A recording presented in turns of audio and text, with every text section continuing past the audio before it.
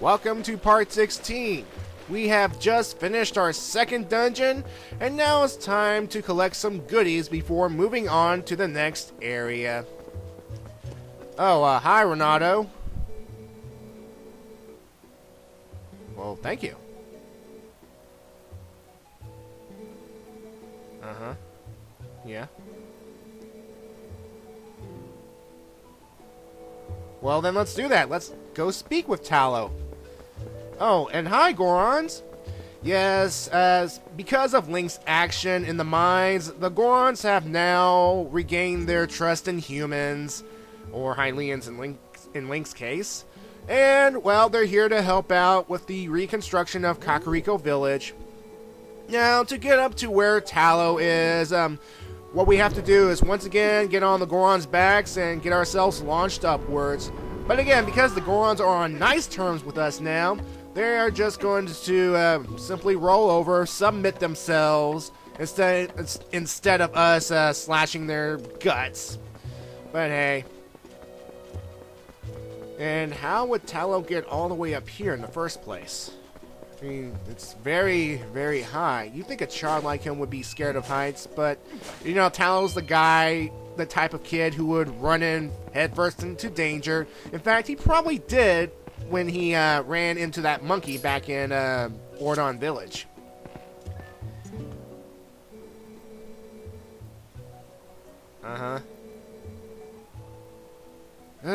Okay, this is the problem I have here.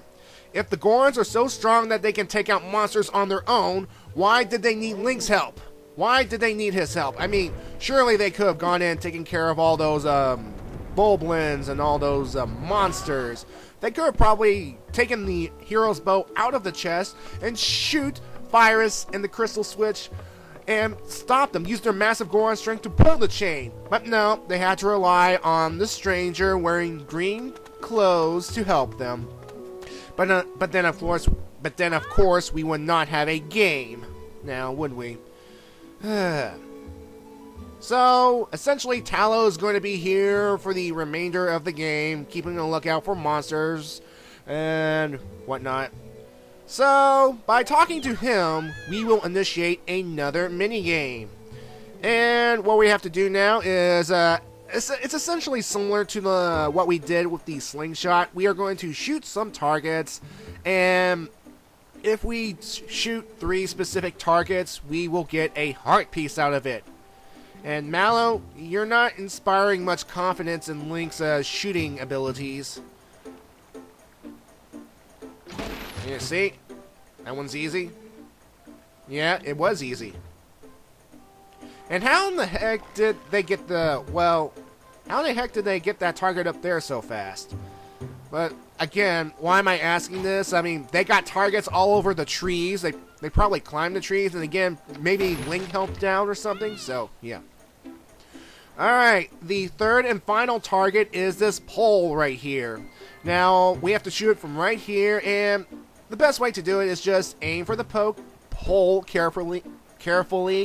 Just set your bow a little higher so that you can reach it, and if you target it just right and pull back to get some good distance, you should be able to make it. So just concentrate, don't rush it, and when you do, send the arrow away!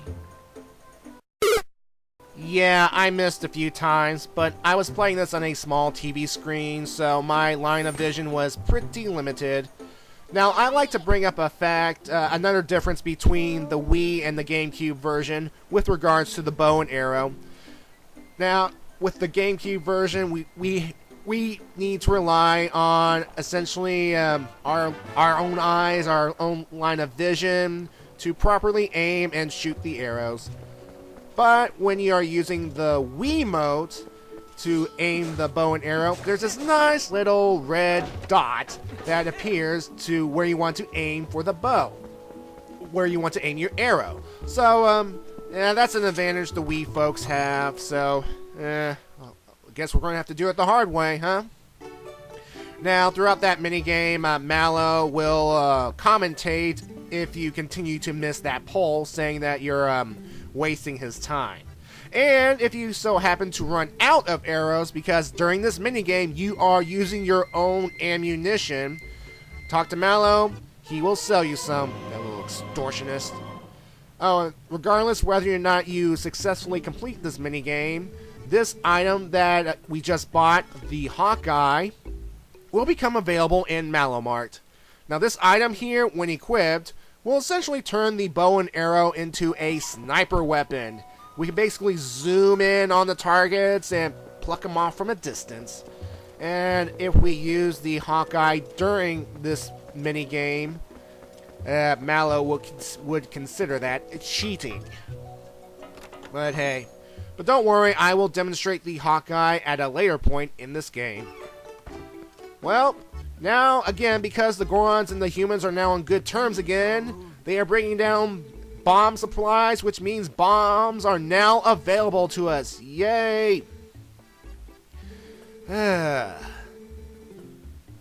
let's go buy some. And the thing is, we need to get the bombs because without them, we cannot move on in this game.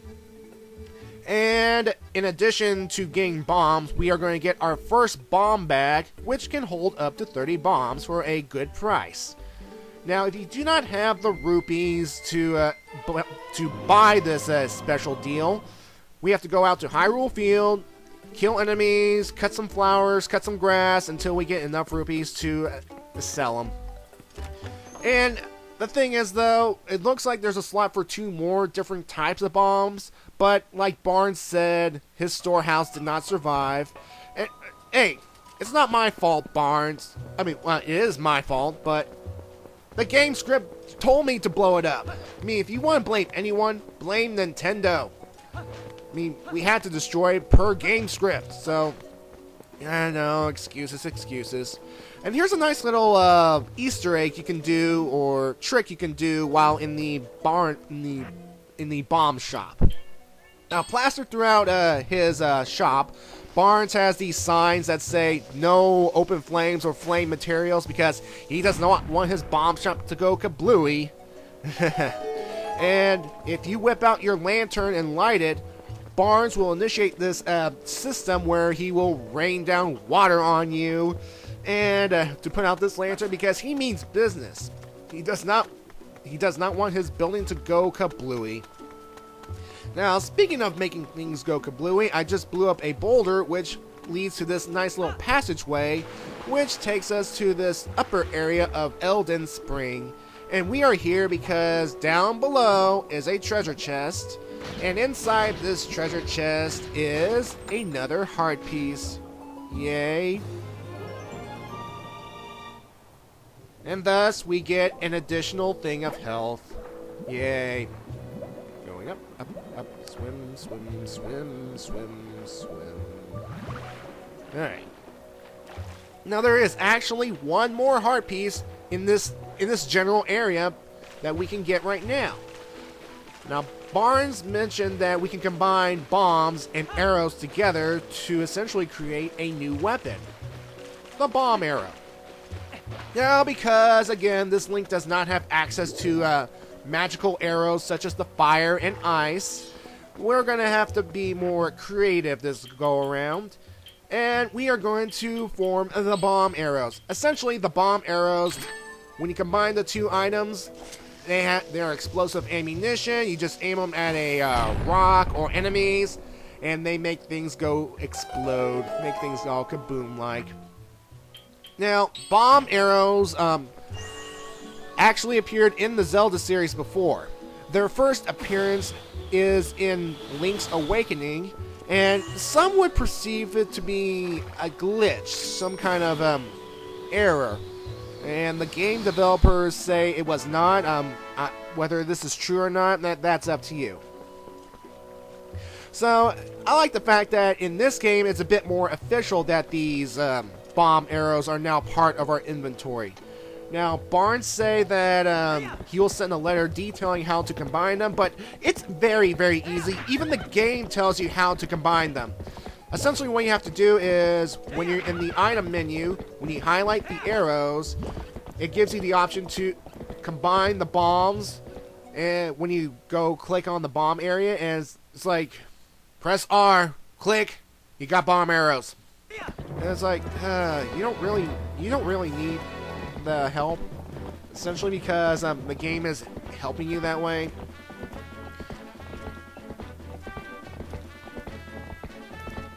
Oh, hi, postman. Uh-huh. Oh, goody, 2 letters. Uh-huh. Yeah, give it. Yeah, come on. Yay, and where are you going to go? I mean, that area is still covered by Twilight, and I thought you want to stay away from that area. Yeah, who cares? Alright, okay, what we got? That's probably in reference to the Hawkeye. Yeah, and that's about the bomb arrows that I don't need to be told. That's easy.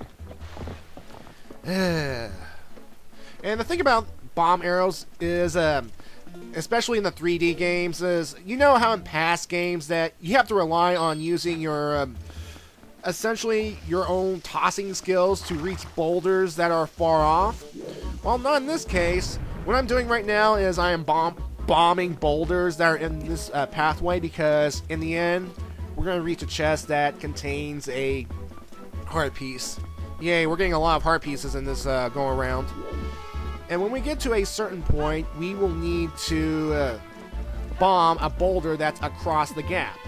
And in the past, you would use your own tossing abilities to essentially toss the bomb over to the other side, and there is risk of the bomb dropping to the ground below, but not in this case, thanks to the bomb arrows.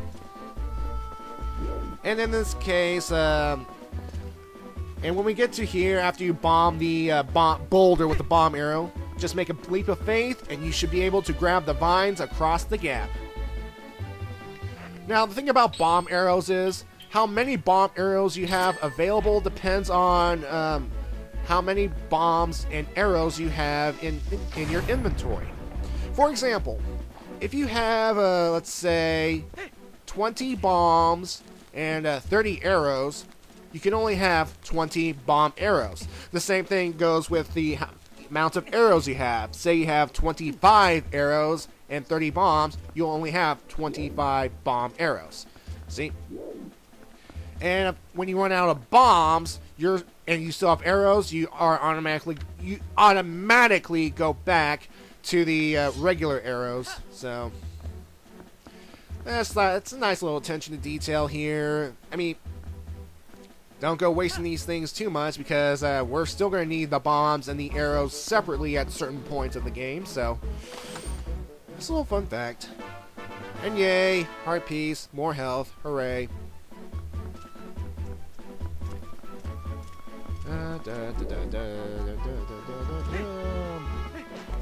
Alright, let's go explore this part of the province. We're still in Elden province, the upper area at least.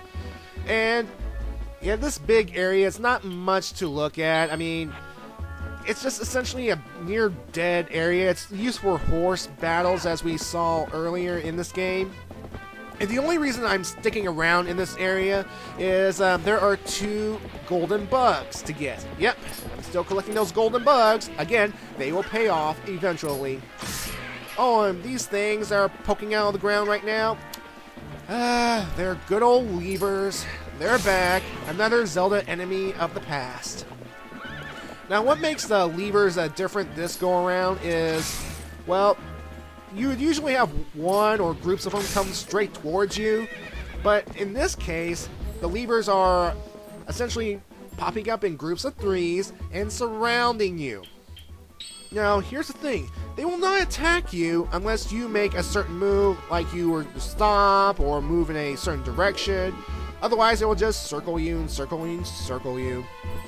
Now, as long as I'm on Epona, they cannot hurt me because, again, Epona is a tank. She is a tank in horse form.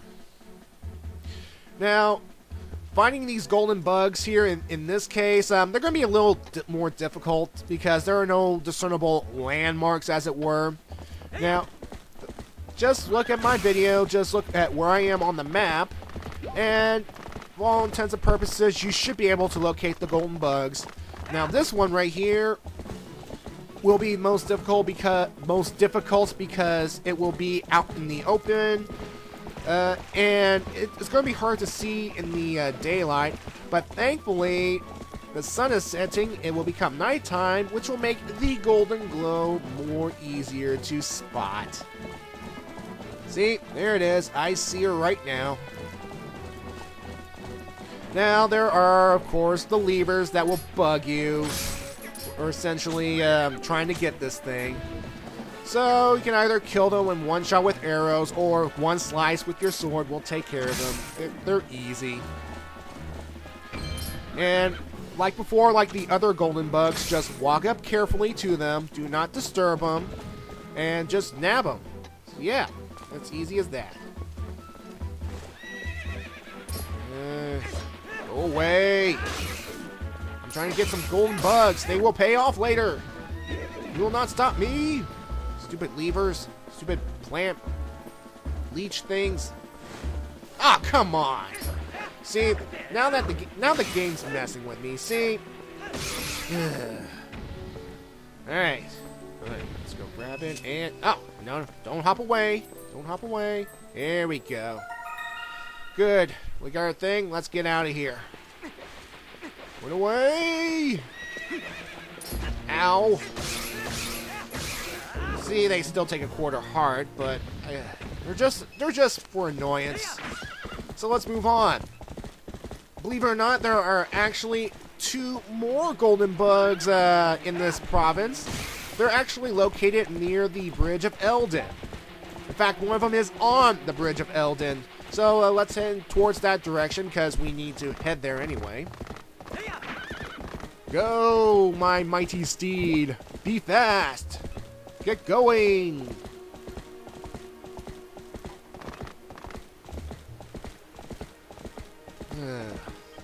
Darkness is dark. Here we go.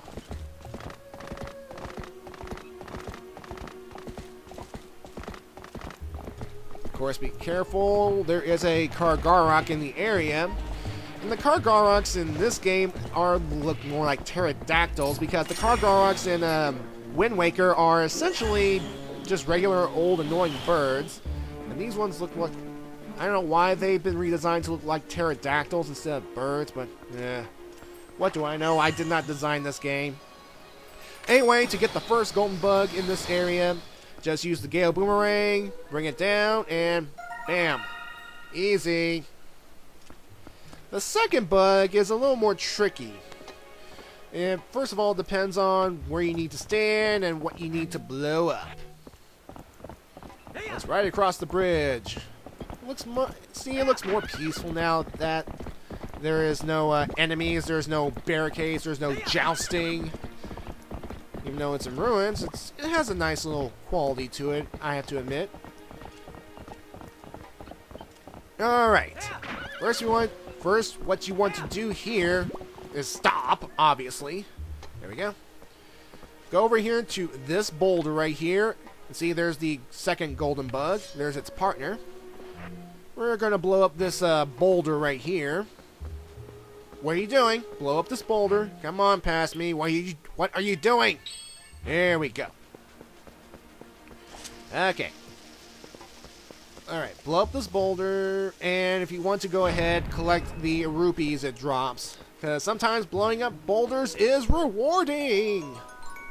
Money, money, money. I love money. Okay, after you collect all the rupees, stand within the boulder rubble. And make sure you position yourself good enough so that you can be able to lock on to the golden bug. And all you have to do is just drag it towards you. There, that's easy. Yeah. Alright, now pick up the bug and let's go. Yay. Alright.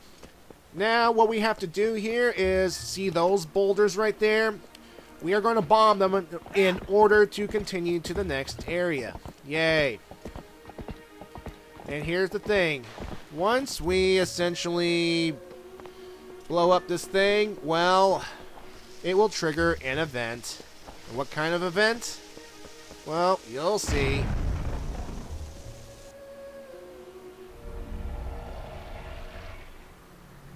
Oh, goody, another portal, and... Uh-oh. Hello. Great. Now, oh, great. It stole the bridge. I don't believe it. Ugh. And look, more shadow beasts. Yay. Ugh. So, looks like we're going to have to fight some shadow beasts again. But this time, we are fighting them in Hylian form. And I believe fighting them in Hylian form is actually a little bit easier than fighting them in wolf form. Well, first of all, we're going to have to lure these guys into a more maneuverable area, because it kind of sucks to essentially find them near a cliff face. So, Anyway, what we have to do in fighting these shadow beasts as Hylian Link, just kill one of them with your sword, and kill the remaining two using a spin attack. Now, the advantage here is we have a shield. We can block their swipes. It makes things all so easy. And just like that, they're dead. And we have a new war point. Yay. Alright, with the threat out of the way, let's move on. Now, here's the thing. Do not, I repeat, do not save your game at this exact point. Why? Well, if you reboot the game, you will find yourself at the broken bridge of Eldin on the wrong side. Yeah. Apparently, there is this game bug that if you save at that moment, after you beat the shadow beings, and reload the game, you'll find yourself on the wrong side of the bridge of Eldin, with it still broken, and with no way to get to the other side. Which means, if you did it, then you shot yourself in the foot.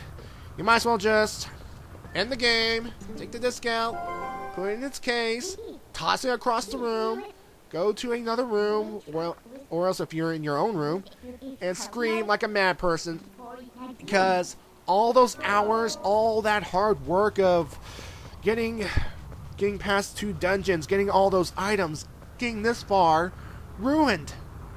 And you're essentially going to have to start your game all over again because, well, you just want face palm. But if you create a second save file, just in case this sort of thing were to happen, then no problems. And here we are, once again, in Twilight. The last bit of Twilight in Hyrule. Yay! Which means we'll only have to do this sort of thing one more time. Yeah. Oh, shut up.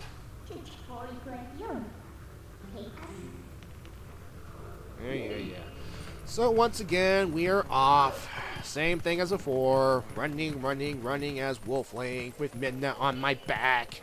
Just ignore the monsters unless they are a direct threat to you. Hello, what is this? It looks like some kind of pouch with some smell, so let's go have a little sniff. Why? Hello there? Could it be? Ilea! Yay! Alright, so we got the use. We have to forget the use scent. It doesn't matter, we found the use, they're safe. And learn Ilea's scent. So now we can track her location. Yay! Hey! I don't like the seeds of doubt you're planting there, imp. Alright, so switch to sense mode and follow the trail. Again, ignoring all the monsters. Go! Away! I'm going. Hello there.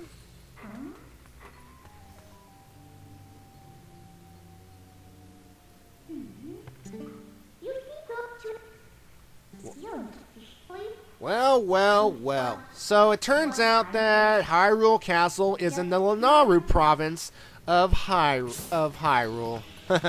Fancy that. And we've actually been here before. That's nice. So the Shadow Beast dragged Wolf Link all the way to Hyrule Castle in Lanayru Province the first time. So, yeah. Now, here's the thing about this Twilight concept in general. When it's covering the land, people become spirits. But unfortunately, things like monsters appear. They get mutated. They get disfigured into more monstrous forms, and it's kind of like this Zant person who is behind this wants these monsters to maintain physical form to inspire fear and intimidation. I mean, these shadow people with the Cthulhu face, not the Shadow Beast, the ones the smaller ones. They're more like I was thinking they were Bokoblins, but now I'm thinking they're Bulblins. I mean, Bulblins have clubs, they can shoot fire arrows, and these ones here will shoot fire arrows. They're a monstrous bird with some kind of weird face. Ugh. This stuff is right out of H.P. Lovecraft, people, and I'm not surprised if if the developers were taking inspiration from that genre. Ugh. Anyway, the scent will lead straight this direction, and we will be entering Hyrule Castletown for the first time in this game, and we will explore it in part 17. Alright, we will see you then, everybody.